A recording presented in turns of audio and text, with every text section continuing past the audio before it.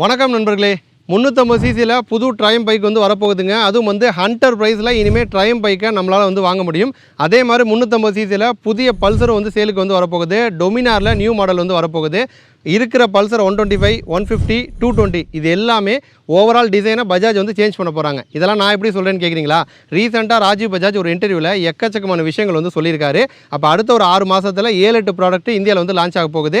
இந்த வருஷம் ஃபெஸ்டிவல் டைமில் புதுசாக பைக் வாங்கலான்னு பிளானில் இருந்தீங்கன்னா இந்த வீடியோ வந்து உங்களுக்கானது தான். அதே மாதிரி ஒரு புறம் வந்து பைக்கோட ப்ரைஸ் எல்லாமே வந்து குறைய போகுது. இப்போ வந்து ட்ரையம் பைக்கோட ப்ரைஸ் எல்லாமே குறைய போகுது.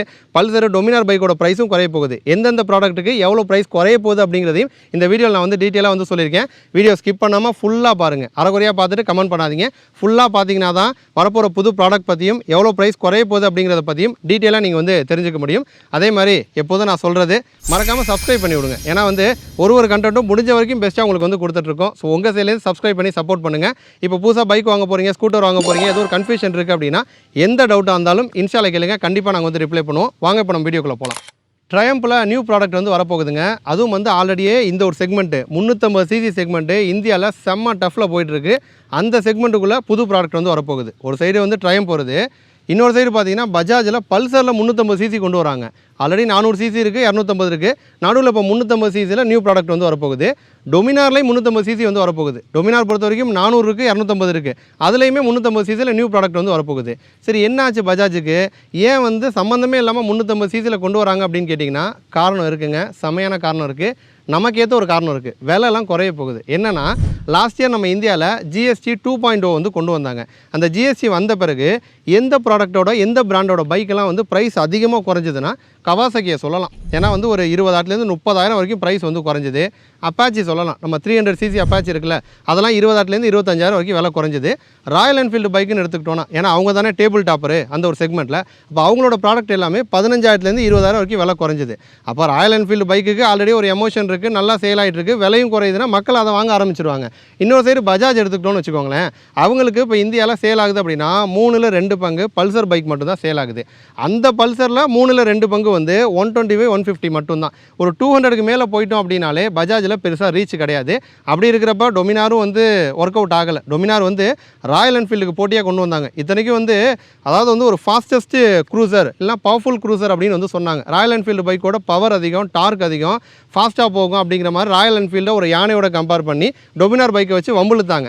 பட் வந்து அந்த செக்மெண்ட்டை உடைக்க முடியலை. இன்னொரு சைடு வந்து ப்ரைஸும் வந்து இப்போ 350 சிசிக்கு மேலே இருக்கிறதுனால இப்போ இருக்க டொமினாரில் 373 சிசி இன்ஜின் கொடுக்குறாங்க. நம்ம அதேமாதிரி நம்ம பல்சர் 400C இருக்குது, அதுலேயுமே வந்து சேம் இன்ஜின் தான். ட்ரையம்ப் எடுத்துக்கிட்டோம் அப்படின்னா 4 ப்ராடக்ட் இருக்குது. ஸ்பீடு இருக்குது, அப்புறம் வந்து T4 இருக்குது, ட்ரக்ஸ்டன் வந்து இருக்குது, அதேமாதிரி வந்து ஸ்க்ராம்பிளர் இருக்குது. இது எல்லாமே பார்த்திங்கன்னா 400 சிசி. அப்போ 350 சிசிக்கு மேலே இருக்கிறதுனால டேக்ஸ் வந்து 40% நம்ம கட்ட வேண்டியதாக இருக்குது. அப்போ இந்த பைக் எல்லாத்தையுமே நம்ம வந்து கொஞ்சம் இன்ஜினை வந்து டவுன் கிரேட் பண்ணி 350 சிசியில் கொண்டு வந்துட்டோம் அப்படின்னா பெரிய அளவில் ப்ரைஸ் வந்து குறையும். இது வந்து பஜாஜுக்கு கை கொடுக்கும் அப்படிங்கிற மாதிரி தான் பிளான் பண்ணுறாங்க. ராஜீவ் பஜாஜுமே என்ன சொல்கிறாருன்னா, இந்த செக்மெண்ட்டை இன்னும் கொஞ்சம் ஒரு காம்படிட்டிவாக வந்து மாற்றுவோம், இன்னுமே ப்ரைஸ் ஓரியண்டாக வந்து கொண்டு போவோம் அப்படிங்கிற மாதிரி சொல்கிறாரு. ஏன்னா இப்போதைக்கு வந்து கேடிஎம்மாக இருக்கட்டும், ட்ரையம்பாக இருக்கட்டும், அவங்களோட மார்க்கெட்டிங் எல்லாமே பஜாஜ் தான் வந்து பார்க்குறாங்க. அப்போ இன்னொரு புறம் வந்து பஜாஜுக்கு நெருக்கடியும் வந்து அதிகமாகிட்டே இருக்குது. அதனால தான் இந்த ஒரு முடிவு வந்து எடுத்திருக்காங்க. அப்போ இன்ஜின் வந்து புது இன்ஜின் அப்படின்னு கேட்டிங்கன்னா ஆல்ரெடியே இருக்க 373 சிசி இன்ஜின் அதில் போரை மட்டும் குறைச்சி 350 சிசிக்கு வந்து கொண்டு வர போகிறாங்க. இப்போ 373 350க்கு குறையுது. இதனால் நமக்கு என்ன பெனிஃபிட் அப்படின்னு கேட்டிங்கன்னா, முதல் விஷயம் நான் முன்னாடியே சொன்ன மாதிரி ப்ரைஸ் வந்து குறையுது. அது வந்து ஒரு நல்ல விஷயம். அடுத்து அந்த மிட் ரேஞ்சில் டார்க் வந்து இன்னுமே பெட்டராக நமக்கு வந்து மாறும்.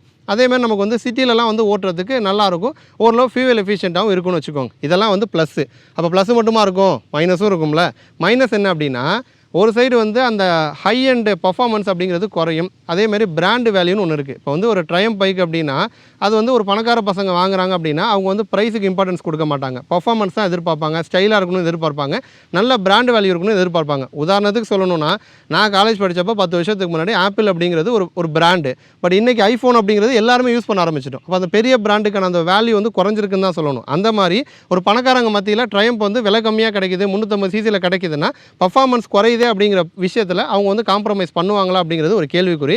இன்னொரு புறம் வந்து 350 சிசி செக்மெண்ட் ஆல்ரெடியே செம்ம டஃபாக போயிட்டுருக்கு. நம்ம ராயல் என்ஃபீல்டு மட்டும் இல்லாமல் நமக்கு ஜாவா இருக்குது, எஸ்டி இருக்குது, ஹைனஸ் இருக்குது, எக்கச்சக்கமான ப்ராடக்ட் வந்து இருக்குது. அந்த ஒரு காம்படிட்டிவான செக்மெண்ட்டுக்குள்ளே இன்னும் 2-3 பைக்கு கொண்டு வருதுங்கிறப்ப கஸ்டமர்ஸ்க்கு அது வந்து ஓகே. நமக்கு நிறைய ஆப்ஷன் இருக்குது. எந்த பைக்குன்னு எல்லா பைக்கையும் ஓட்டி பார்த்து நமக்கு பிடிச்ச பைக்கை வாங்கலாம். பட் பிராண்டு சைட்லேருந்து பார்க்குறப்ப இந்த செக்மெண்ட்டுக்குள்ளே பஜாஜ் வந்து அந்த சேல்ஸை திரும்ப வந்து இன்க்ரீஸ் பண்ணி மேலே போவாங்களா அப்படிங்கிறத நம்ம வந்து வெயிட் பண்ணி தான் பார்க்கணும். அப்போ 350 சிசியில் இந்த ப்ராடக்ட் எல்லாமே வந்து வரப்போகுது. ஒரு சைடு இந்த ஒரு விஷயத்தை முடிச்சிட்டோம். அடுத்து கிளாசிக் பல்சர். இப்போ பஜாஜில் போனீங்கன்னா பல்சருங்கிற ஒரு பைக்கில் கிளாசிக் பல்சர்னு 2-3 பைக்கை மட்டும்தான் வந்து சொல்லுவாங்க. எதை சொல்லுவாங்க அப்படின்னா பல்சர் 125, பல்சர் 150, அடுத்து வந்து 220F. இந்த 3 ப்ராடக்ட்டை மட்டும்தான் சொல்லுவாங்க. ஏன் அப்படின்னா அந்த காலத்துலேருந்து 2001, 2002 அந்த டைம்லேருந்து இப்போ வரைக்குமே மேஜரான விஷயங்கள் எதுவுமே வந்து மாறல. இப்போ ரீசெண்டாக தான் இந்த வருஷத்தில் தான் லைட்டாக ஃப்ரண்ட் ஃபேஸாக மாற்றிருக்காங்க. மற்றபடி வந்து கோர் எலமெண்ட் இப்போ வந்து சேசிஸாக இருக்கட்டும், அதே டபுள் கிராடல் சேசிஸ் இப்போ வரைக்கும் கண்டினியூ ஆகுது. ட்வின் ஷாக் அப்சார்பர் தான் வந்து கொடுக்குறாங்க. ஓவரால் டிசைன் வந்து சைட் பேனலாக இருக்கட்டும், ரியராக இருக்கட்டும், எல்லாமே வந்து ஒரே மாதிரி தான் கொடுத்துட்ருக்காங்க. இதை தான் வந்து கிளாசிக் பல்சர்னு சொல்லுவாங்க. இப்போ இதுக்கப்புறம் வந்தது தான் NSRS. அதெல்லாம் பார்த்தீங்கன்னா பெரிமீட்டர் ஃப்ரேமுக்கு வந்து போயிட்டாங்க. அது வெயிட்லெஸ்ஸாக இருக்கும், இன்னுமே வந்து ஒரு ரிஜிடாக இருக்கும். அது வேறு மாதிரி போயிடும். மோனோஷாக் வந்து கொடுத்தாங்க, மாடர்ன் எலமெண்ட்ஸ் வந்து யூஸ் பண்ணாங்க. இப்போ வந்து N சீரிஸ் வந்து போயிட்டுருக்கு. அதுவுமே வந்து மாடர்னாக வந்துருக்கும். அப்போ வந்து ஓல்டு பல்சர் எது அப்படின்னா 125, 150, 220 இது மட்டும்தான் வந்து கிளாசிக் பல்சர்ஸ்.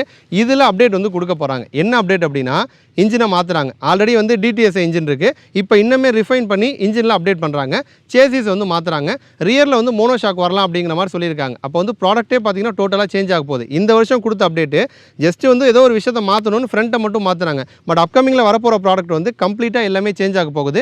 ஓவரால் ரைடபிலிட்டி அப்படிங்கிறது இன்னுமே நமக்கு வந்து பெட்டராக மாறப்போகுது. ஸோ இது வந்து கிளாசிக் பல்சர்ஸில் ஒரு அப்டேட் வந்து வச்சுருக்காங்க. இது ஒரு புறம் இருக்க. இன்னொரு புறம் பார்த்தீங்கன்னா ஆல்ரெடி இருக்கிற பல்சர்ஸ் NSஆ இருக்கட்டும், RSஆ இருக்கட்டும், 250 சிசியாக இருக்கட்டும், N சீரிஸாக இருக்கட்டும், அதிலலாம் வந்து கலர் அப்டேட்டு, கிராஃபிக்ஸ் அப்டேட்டு, இந்த மாதிரி சின்ன சின்ன விஷயங்கள் பார்த்தீங்கன்னா தொடர்ந்து வந்து சேஞ்ச் பண்ணுவாங்க. இந்த மாதிரி ஒரு விஷயங்கள். இன்னொரு புறம் பார்த்தீங்கன்னா பஜாஜிலே வந்து ஒரு சப் பிராண்டும் கொண்டு வரதா இருக்காங்களா. அந்த சப் பிராண்டு மெயினாக பார்த்தீங்கன்னா ஒரு அட்வென்ச்சர் போகிற மாதிரி அந்த மாதிரி ஒரு பைக்ஸ் வந்து கொண்டு வர போகிறதா சொல்கிறாங்க. இப்போதைக்கு வந்து பஜாஜில் மெயின் பஜாஜ் ஷோரூமில் எல்லா பைக்ஸும் இருக்கும். செட்டாக் மட்டும் தனியாக இருக்குது. இப்போ இதில் வந்து ஒரு சப் பிராண்டும் உள்ளே வரப்போகுது. அது நேம் அந்த மாதிரி விஷயங்கள்லாம் சொல்லலை. பட் மெயினாக பார்த்தீங்கன்னா அட்வென்ச்சர் பைக்குக்காக இப்போ வந்து இந்தியாவில் பஜாஜ், TVS ரெண்டுமே செம்ம காம்படிட்டிவ் பிராண்ட்னு வச்சுக்கோங்க. அதில் TVSல இப்போ வந்து அட்வென்ச்சர் பைக்கு நமக்கு RTX வந்துருச்சு. அப்போ பஜாஜுக்கு கண்டிப்பாக ஒரு நெருக்கடி வந்துருக்கும். அப்போ இவங்களும் வந்து அட்வென்ச்சர் சீரிஸ் பைக்கை இந்தியாவில் வந்து கொண்டு வர போகிறாங்க. ஆல்ரெடி வந்து KTMல அட்வென்ச்சர் இருக்குது. அதே இன்ஜின் தான் கொடுப்பாங்க. டிசைன் வைஸ் வந்து பஜாஜ் சைட்லேருந்து பார்க்குறப்ப ஓரளவு நம்ம பெட்டராக வந்து எதிர்பார்க்கலாம். பட் KTMை விட கம்மியான விலையில் விற்பனைக்கு வந்து வரும். பட் KTMை விட கம்மியான விலையில் இருந்தாலுமே கூட RTXக்கு வந்து டஃப் கொடுக்குற மாதிரி தான் ப்ரைஸ் வந்து கோட் பண்ணுவாங்க. அப்போ அந்த வகையில் வந்து பஜாஜில் எவ்வளோ அப்டேட் வருது பாருங்கள். இருக்கிற பல்சரும் சேஞ்ச் ஆக போகுது. புது சிசியில் பல்சர் வந்து வரப்போகுது. அட்வென்ச்சர் பைக்குமே இந்தியாவில் வந்து வரப்போகுது. பைக்கோட ப்ரைஸஸ்லாம் வந்து குறைய போகுதுன்னு சொல்லியிருந்தேன். ஸோ எந்தெந்த மாடலுக்கு ஒரு அப்ராக்சிமேட்டாக எவ்வளோ குறையும் அப்படிங்கிறத பார்த்துரும். முதல்ல ட்ரையம்ப் எடுத்துக்கிட்டோன்னா 400 சிசியில் அவங்கக்கிட்ட 4 பைக் இருக்குது. T4 இருக்குது. T4 தான் இருக்கிறதுலே ப்ரைஸ் கம்மியான ஒரு அஃபோர்டபுளான ட்ரையம்ப் பைக்கு. இப்போதைக்கு ஆண்டோட ப்ரைஸ்ன்னு போனோம்னா 240. மேபி உங்கள் ஏரியாவை பொறுத்து ஒரு கூட குறைச்சா இருக்கலாம். நான் அப்ராக்சிமேட்டு தான் சொல்கிறேன். இப்போ 240 ஆண்டோடு இருக்குது அப்படின்னா ஒரு 30,000லேருந்து 40,000 வரைக்கும் ப்ரைஸ் வந்து குறைய போகுது T4க்கு. அதே மாதிரி தான் ஸ்பீட் 400 இருக்குது. அது வந்து நமக்கு 290 போகும். அதுலேருந்து ஒரு 30,000லேருந்து 40,000 நமக்கு வந்து குறையும். அடுத்து போனோன்னா இப்போ ட்ரையம்ப்லேயே ஸ்க்ராம்பிளர் இருக்குது 400ல். அதே மாதிரி நமக்கு வந்து த்ரக்ஸ்டன் இருக்குது. இப்போ இந்த பைக்ஸ்லாம் வந்து 3.25 அதுக்கு மேலே போகும் ஆன்ரோடு. அப்போ அதுலேருந்து ஒரு 30,000லேருந்து 50,000 வரைக்கும் நமக்கு வந்து குறைய போகுது. அப்போ எப்படி பார்த்தாலுமே ஓவராலாக எடுத்துக்கிட்டோன்னா ஒரு 40,000 கம்மியான விலையில் ட்ரையம் பைக்கை நம்ம வந்து வாங்க போகிறோம். நல்ல ஒரு பிராண்ட் வேல்யூ, ஒரு மிடில் கிளாஸ் பீப்புளாக இருந்து பார்க்குறப்ப ஒரு பையன் வந்து வண்டி வாங்க போகிறான், ட்ரையம் பைக் மேலே ஆசைப்படுறான் அப்படின்னா இந்த 350 சிசி பைக் வந்துருச்சு அப்படின்னா இப்போ கொடுக்குற விலையை விட ஒரு 40,000 கம்மியாக கொடுத்தாலே ட்ரையம் பைக் நமக்கு வந்து கிடச்சிடும். அதே மாதிரி தான் பல்சர் மற்றும் டொமினாரில். இப்போ வந்து பல்சர்னு எடுத்துக்கிட்டோன்னா இப்போதைக்கு 400Z வந்துருக்கு. இப்போ இந்த பைக்கை அப்படியே வந்து டவுன் ஷிஃப்ட் பண்ணி அதே டிசைன் கொடுக்க போகிறாங்களா, இல்லை ஹண்டர் மாதிரி டிசைனை மாற்றி புது பல்சர் வரப்போதா அப்படிங்கிறது தெரியல. பட் எப்படி பார்த்தாலுமே இந்த பல்சர் மாறிச்சு அப்படின்னாலுமே 30,000 40,000 வந்து குறையும். புது பல்சர் புது டிசைனில் வந்தாலுமே ப்ரைஸ் கம்மியாக தான் நமக்கு வந்து சேலுக்கு வரப்போகுது. 2 லட்சத்துக்குள்ளே தான் அதோட விலை வந்து இருக்க போகுது. டொமினார் 400ன்னு போனோன்னா இப்போதைக்கு வந்து 295 வரும் ஆண்டோடு ப்ரைஸு. அதுலேருந்து ஒரு 40,000 45,000 குறைஞ்சதுன்னா ஒரு 250 அந்த ஆண்டோடு ப்ரைஸில் நம்மளால் டொமினார் பைக்கை வந்து வாங்க முடியும். எக்கச்சக்கமான ப்ராடக்ட் வந்து உள்ளே வருதுங்க. எந்த பல்சர் வாங்கலாம் நீங்கள் பிளானில் இருக்கீங்க மறக்காமல் கமெண்ட்டில் வந்து சொல்லுங்கள். அதேமாதிரி ட்ரையம்ப் ப்ரைஸ் கம்மியாக வருது, அப்போ புது ட்ரையம்பை நீங்கள் வந்து வாங்குவீங்களா, அதையுமே வந்து கமெண்ட்டில் சொல்லுங்கள். கண்டிப்பாக இந்த வீடியோ உங்களுக்கு வந்து இன்ஃபர்மேட்டிவாக இருக்கும்னு நம்புகிறோம். இதே மாதிரி இன்னொரு இன்ஃபர்மேட்டிவான வீடியோவில் திரும்ப வந்து உங்களை வந்து சந்திக்கிறோம். நன்றி.